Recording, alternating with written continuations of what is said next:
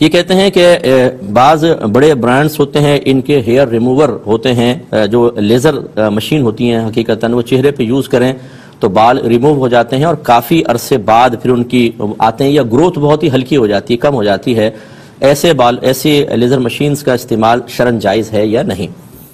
دیکھیں، سب سے پہلے تو اس میں دو چیزیں بنیادی ہوتی ہیں۔ پہلی چیز ضرورت کیا ہے؟ اگر تو چہرے کے بال اس لیے مثلا خاص طور پہ کسی خاتون کے کویسچن تھا کہ اس لیے صاف کروائے جا رہے ہوں، بھویں بننا بھی اسی میں آتا ہے کہ عورت حسین ہو جائے یا حسین تھی مزید خوبصورت ہو جائے، تو پھر تو یہ منع کیا گیا، اور نبی کریم صلی اللہ علیہ وسلم نے چہرے کے بال نوچنے والی عورت پر لعنت کی وعید فرمائی ہے، بہت سخت اس میں مسئلہ ہے۔ اور اگر ایسا ہے کہ بدنمائی ہے، چہرے کے اوپر بال زیادہ بڑے ہو گئے ہیں، ان کو کم کرنا مقصود ہوتا ہے، جیسے بعضوں کے مطلب مونچھوں کے بال خواتین کے آ جاتے ہیں، ہیئر لپس ہوتے ہیں، تو ان کو ختم کرنا مقصود ہوتا ہے، تو ایسی صورت میں اگر اس مشین کو استعمال کیا جائے یعنی خوب بدصورتی سے بچنے کے لیے کہ بچیوں کے نکاح میں مسائل ہوتے ہیں یا شوہر کی بے رغبتی کا سبب بن رہے ہوں، تو بالکل ریموو کر سکتے ہیں۔ ایک چیز تو یہ اصول یاد رکھیے گا۔ دوسرا یہ اصول ہے کہ اس مشین کے استعمال کے کچھ سائیڈ ایفیکٹ بھی ہیں کہ نہیں۔ اگر تو خطرناک سائیڈ ایفیکٹ ہیں جو فوراً ظاہر نہیں ہوں گے لیکن کچھ سال بعد ظاہر ہو جائیں گے، ایسی صورت میں پھر مشین استعمال نہیں کر سکتے۔ اپنے آپ کو تکلیف میں مبتلا کرنا، نقصان کی طرف لے کر جانا، یہ شریعت نے منع کیا ہے، تو پھر کوئی دوسرا طریقہ اختیار کرنا چاہیے۔ لیکن اگر کوئی اچھے ماہر ڈاکٹر، اور یہ ماہر ڈاکٹر سے پتہ چلے گا، اگر وہ یہ کہہ دیتے ہیں کہ ہاں آپ کی کھال ابھی اس مشین کو استعمال کیا جائے، کوئی سائیڈ ایفیکٹس وغیرہ نہیں ہوں گے، تو ٹھیک ہے۔ کیونکہ بعض اوقات فی نفسی ہی سائیڈ ایفیکٹس نہیں ہوتے، لیکن بعضوں کی کھال اسکن بہت ہی سینسٹیو قسم کی ہوتی ہے، اس پر اس قسم کی مشینیں زیادہ مضر اثرات پیدا کر دیتی ہیں۔ بعضوں کو تو کریمیں لگا کے دانے نکل آتے ہیں چہرے پہ خواتین کے، تو اس کا مطلب ہے کہ ان کی کھال اس کریم کو بھی بعض اوقات تو قبول نہیں کر پاتی، اس لیے پہلے اچھی طرح ڈاکٹر سے مشورہ کر لیں پھر استعمال کیا جائے۔ پوچھا کہ یہ قبر پر کیا گلاب کے پھول ڈالنا ہی لازم ہوتا ہے یا ہم دوسرے کو کسی قسم کے پھول بھی ڈال سکتے ہیں؟ دیکھیں، غلط فہمی کا ازالہ کر لیں کہ نبی کریم صلی اللہ علیہ وسلم ایک دفعہ دو قبور کے پاس سے گزرے، آپ کو اللہ تعالیٰ نے علم غیب عطا فرمایا تھا، جتنا اللہ نے چاہا تو اللہ کی عطا سے پھر آپ نے فرمایا کہ ان دو قبر والوں پر عذاب ہو رہا ہے، اور زیادہ کوئی بڑی وجہ نہیں، ایک پیشاب میں احتیاط نہیں کرتا تھا، دوسرا چغل خوری کرتا تھا۔ اس کے بعد آپ نے کھجور کی تر شاخ توڑی، اس کے دو ٹکڑے کیے اور دونوں قبور پہ ان کو لگا دیا اور فرمایا کہ مجھے یقین ہے، ویسے سرکار نے تو امید کا لفظ استعمال فرمایا، لیکن سرکار کی امید یقینی ہوتی ہے، کیونکہ امید میں تو شک ہوتا ہے اور نبی کو بذریعہ وحی پتہ چلتا ہے، اس لیے اس میں ایسا نہیں ہوتا۔ تو وہ عارضی کے لیے یا عربوں کے اسلوب کے اعتبار سے یہ لفظ استعمال کر لیتے ہیں، ترجمہ یقین والے کرنا چاہیے۔ تو آپ نے شاید فرمایا کہ مجھے یقین ہے کہ جب تک یہ شاخیں تر رہیں گی ان قبر والوں کے عذاب میں تخفیف رہے گی۔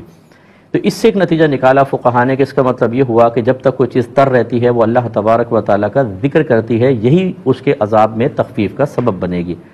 پھر یہ تھوڑا سا ماحول بدلا، اب کہاں سے شاخیں توڑ توڑ کے ڈالتے، تو لہٰذا یہ پھول ڈالنے کا، خصوصاً ہمارے ہندوستان پاکستان میں پھول ڈالنے کا رواج جاری ہوا اور لوگوں گلاب کے پھول ڈالنے لگے، اور ارادہ وہی تھا، نیت اور قصد وہی تھا کہ جب تک یہ پھول کی پتیاں تر رہیں گی، ذکر کریں گی، تو مردے کو اس کا نفع پہنچے گا۔ اس کا مطلب ہے کہ اصل گلاب کے پھول نہیں تھے، گلاب کی پتی نہیں تھی، بلکہ ایک چیز کا تر ہونا اور تر رہتے ہوئے ذکر الہی کرنا اور اس سے مردے کو فائدہ پہنچنا۔ لہٰذا اب یہ بعض بھائی تو شاید اس سے ناراض ہوں گے گلاب کے پھول بیچنے والے، لیکن آپ گیندے کے پھول ڈال دیں،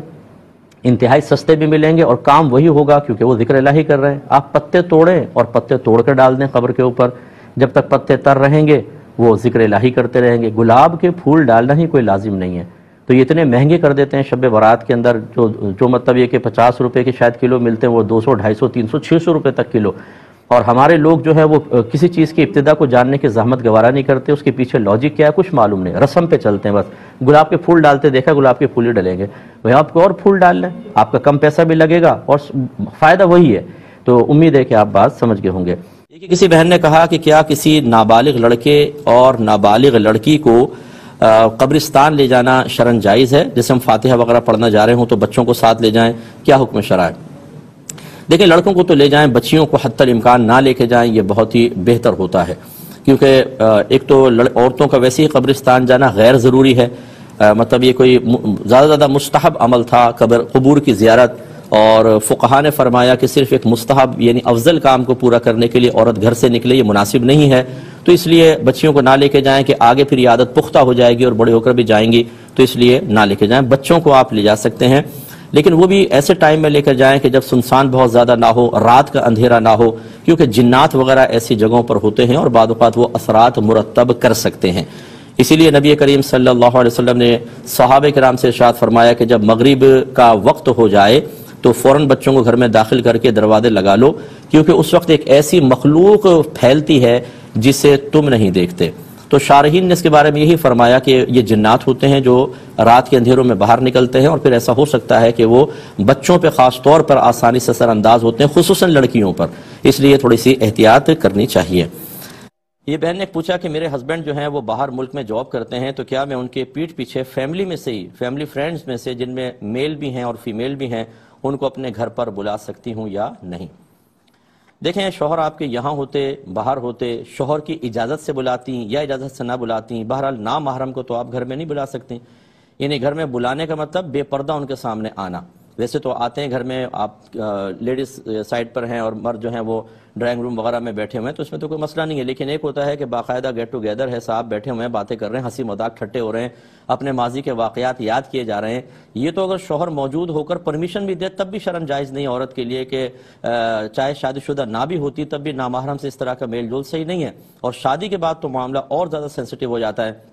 کہ اگر وہ پکچرز وغیرہ کوئی کھینچ لی جائیں، بعض اوقات اس زاویے سے پکچر لی جاتی ہے کہ خامخواہ غلط فہمیاں پیدا ہو جاتی ہیں، اور وہ شوہر تک پہنچے تو وہ اس کے دل میں آئے گا میں کمانے کے لیے باہر بیٹھا ہوں، یہ وہاں پہ معاذ اللہ رنگ رلیاں منا رہی ہے، کوئی بھی اس کے ذہن میں وسوسہ شیطان ڈال سکتا ہے۔ اور ویسے بھی مرد جو ہے وہ چاہے 50 عورتوں کو خود دیکھ لے، لیکن بیوی کی طرف اگر ایک مرد دیکھ لے اور بیوی کی مسکراہٹ نظر آ جائے تو اس کے دل میں فوراً بدگمانی پیدا ہوتی ہے کہ یہ تو کوئی یہ غلط کیریکٹر کی عورت ہے۔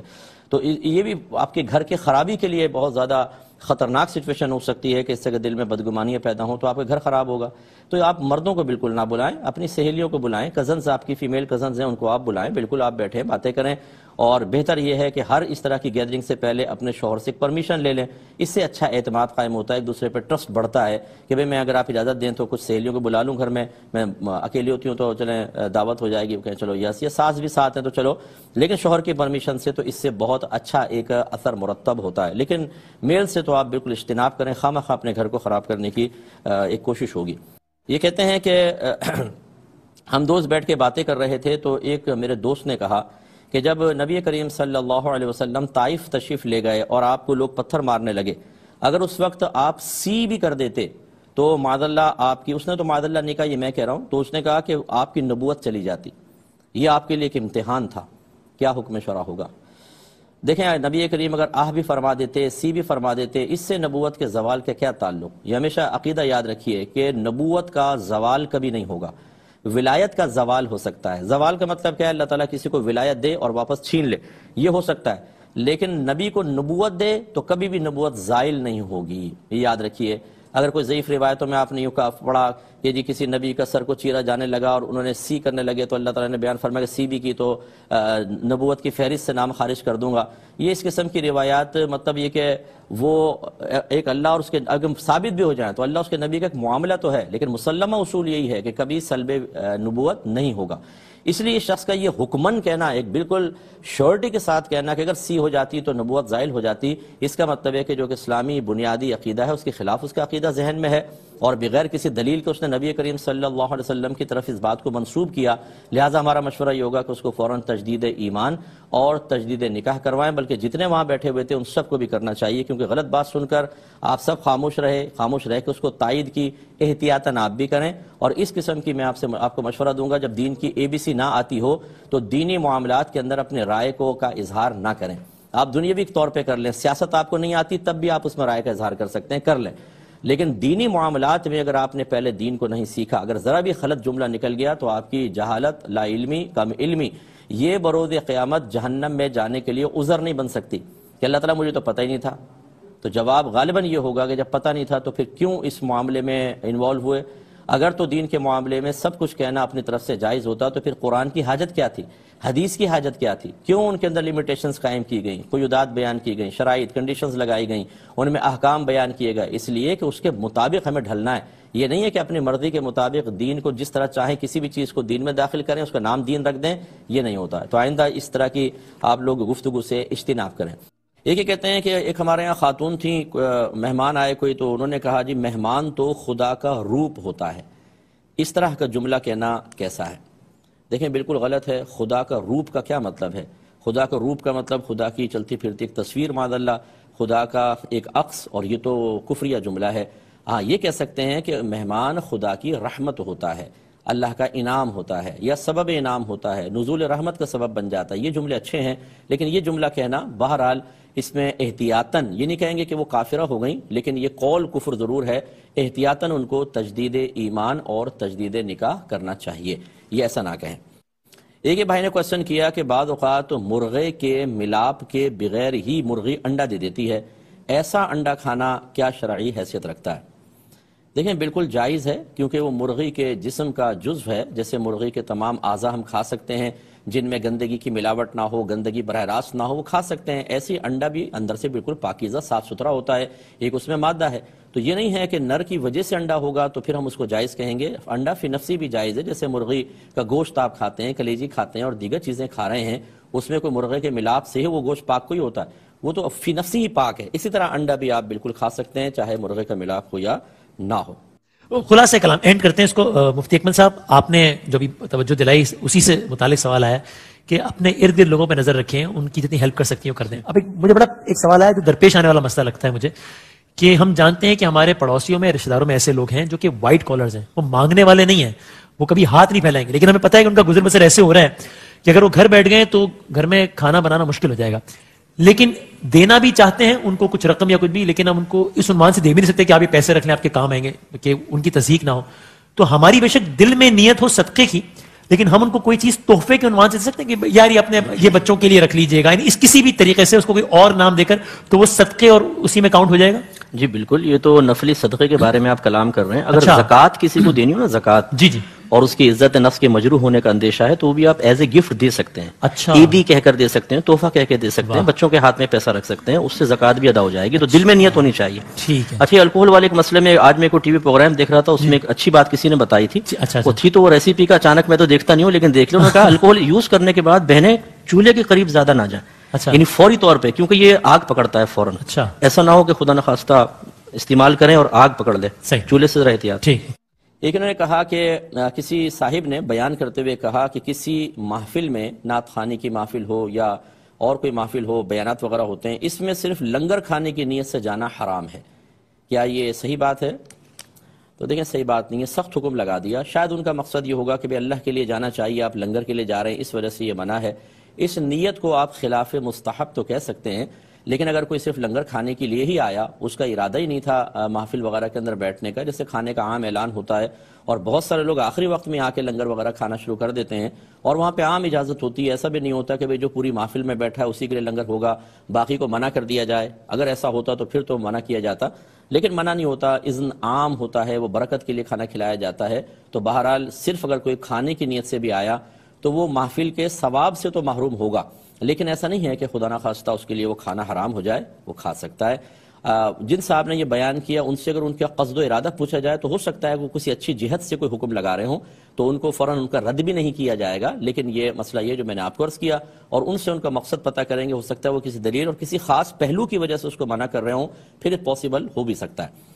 ایک بھائی نے آفر کویسچن کیا کہ بعض اوقات ہم باتھ روم میں جو ایسیسریز لگاتے ہیں ان پہ کمپنیوں کے نام لکھے ہوتے ہیں، کچھ انگلش کے نام ہوتے ہیں، کچھ اردو میں ہوتے ہیں، تو ایسے نلکے وغیرہ یہ دیگر چیزیں لگوانا کیا شرعی حیثیت رکھتا ہے؟ دیکھیں افضل اور اعلیٰ تو یہ ہے کہ بالکل کوئی بھی نام نہ ہو، یہ سب سے بیسٹ ہے، نہ انگلش میں نہ اردو میں، کیونکہ یہ تمام حروف تہجی بہرحال من جانب اللہ نازل کیے گئے ہیں اور اس میں قرآن پاک کا جو مفہوم ہے اس کو تعبیر کیا جاتا ہے. انگلش میں ٹرانسلیشن ہوتی ہے، اردو میں ہوتی ہے، بہتر ہے کہ نہ ہو. سیکنڈ یہ ہے کہ اگر ہو تو انگلش میں چل جائے، اردو کے حروف تہجی خاص طور پہ چونکہ عربک کے بھی ہیں اور وہ قرآن عظیم کے ہیں، اس میں نام نہ ہو، اور خاص طور پر ویسے اسلم نام، محمد نام، یہ تو بالکل بھی نہیں ہونا چاہیے. تیسرا یہ ہے کہ اچھی کمپنی ہے اس کے اوپر ایسے نام کندہ ہیں اور وہ لگوانا بہتر ہے. دوسرے لگواتے ہیں تو جلدی لیک ہو جاتے ہیں، خراب ہو جاتے ہیں، تو پھر اگر آپ وہ لگاتے ہیں تو اس پہ کوئی ٹیپنگ کر دیں یا اس پہ کوئی ایسا گلو وغیرہ لگا دیں کہ بالکل وہ نام مٹ جائے اس طریقے سے اور پانی بھی اس کے اوپر پڑ کے نہ گرے، اس کے اوپر تہہ سی بن جائے تو پھر اس کی گنجائش نکل آئے گی. ویسے گناہ تو پھر بھی نہیں کہیں گے اگر اس پہ کوئی ایسا نام لکھا ہوا ہے، کوئی اسلم وغیرہ اکرم لکھا ہوا ہے، گناہ تو نہیں کہیں گے، لیکن بہتر ہے کہ آپ اس کے اوپر کوئی کوٹنگ کر دیں تاکہ پانی براہ راست اس پہ لگ کے نہ گرے اور بے ادبی کے امکانات ختم ہو جائیں. میں بارہا آپ کو گزارش کرتا رہتا ہوں، یہ جھگڑا اتنا کیوں بڑا کہ طلاق تک نوبت پہنچ گئی؟ پہلے یہ ہماری خواتین، میری بچی جنہوں نے پوچھا ہے، ناراض نہ ہونا بیٹا آپ، لیکن مسئلہ یہ ہوتا ہے کہ پہلے عورتیں شیرنی کی طرح پنجہ مارتی ہیں شوہر کے اوپر، اور بعض تو یہاں تک خود کہا ایک خاتون نے، میں نے شوہر سے کہا مجھے طلاق دو، وہ کہنے لگا میں نہیں دیتا، میں نے کہا 2 طلاق یہاں کھڑے ہو کے کیسے نہیں دو گے؟ اس نے 1 طلاق دی، میں نے کہا 1 نہیں 3 دو، پھر اس کے منہ سے 3 طلاقیں کہلوائیں، پھر بے ہوش ہو گئی۔ ارے بھائی طلاق تو آپ نے کہلوائی تھی، منہ میں وہ کہ انگلی ڈال کے لفظ باہر آپ نے نکالے تھے، اور پھر بے ہوش ہو گئی کہ میرے شوہر نے 3 طلاقیں دے دیں، اب رونا دھونا شروع کر دیا، مظلومہ بن گئی۔ تو یہاں تک آپ کیوں لے کر آئیں شوہر کو کہ اس نے طلاق کے الفاظ کہے؟ خاموش ہو جاتی، چھوٹے باپ کی بن جائیں، تھوڑا سا عاجزی اختیار کر لیں، اگر شوہر زیادتی کر بھی رہا ہے 1 لمحے کے لیے خاموش ہو جائیں، جب خوشگوار موڈ ہو پھر احساس دلائیں کہ یہ آپ نے صحیح نہیں کیا تھا، اس کو اپنی غلطی کا احساس ہو، وہ آپ سے معافی طلب کرے۔ لیکن دو بدو جب میدان جنگ میں آپ کود جائیں گے تلواریں لے کر، لازم بات ہے کوئی نہ کوئی زخمی تو ہوگا۔ تو اس لیے گزارش یہ ہے کہ ابھی تو آپ یہ معاملہ کر لیں، اس کے بعد دونوں میاں بیوی بیٹھ کر آپس میں ذرا تھوڑا سا کمپرومائز کریں اور کچھ ڈیل کریں کہ بھئی دیکھو ہم اگر جھگڑا خدا نہ خواستہ ہوا بھی ہو جاتے ہیں گھر میں، اس حد تک لے کر نہیں جائیں گے کہ طلاق تک نوبت آئے،